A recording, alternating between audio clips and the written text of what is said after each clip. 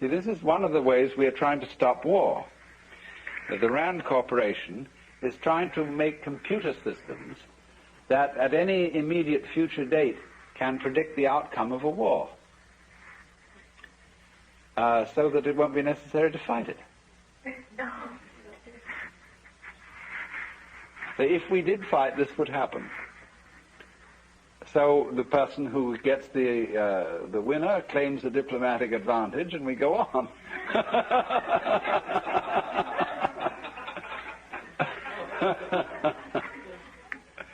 So this is the reason, you see, why we don't want to know that the game is only a game. Now, if we can make believe that the game is real, whatever that means, we are not really very clear about that. That somehow we know what it means in our bones if we don't know very well in our heads what is for real. And we're always testing things out, what is for real. But when the whole world game becomes too real and people become too earnest, it's highly necessary to play a new game, which is the game of game against non-game.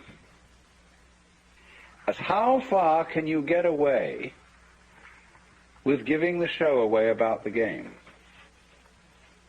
Nobody really wants to go the whole hog until you're ready for final nirvana. You know, then you give the show away so far as you're concerned. And that's it. But in the meantime, the fascination of seeing how to put together, knowing it's a game, and still playing it.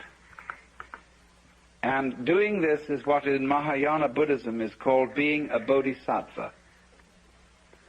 A bodhisattva is a person who doesn't give his show away completely. He doesn't simply release his consciousness from playing the human game. He is released and yet still in it. He knows the human game is a game, but he goes on playing it with considerable gusto. And his gusto derives in a great deal from the fact of knowing it's a game. You see, you can do that. And it's one of the peculiar properties of self-consciousness, to be able to know it's a game and yet enjoy doing it. It's like being happy and knowing you're happy. Now, a lot of people are afraid of that.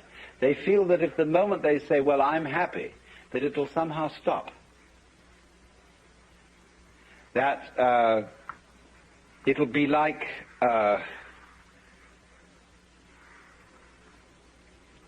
being too conscious of digesting your food. There is a point there where enjoying dinner, it very slowly merges into disgust.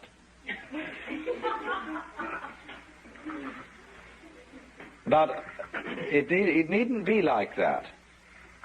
The real gourmet never gets into that bind. And so in the same way, the doing something, being happy and knowing that you're happy, has about it a certain quality of what I would call resonance.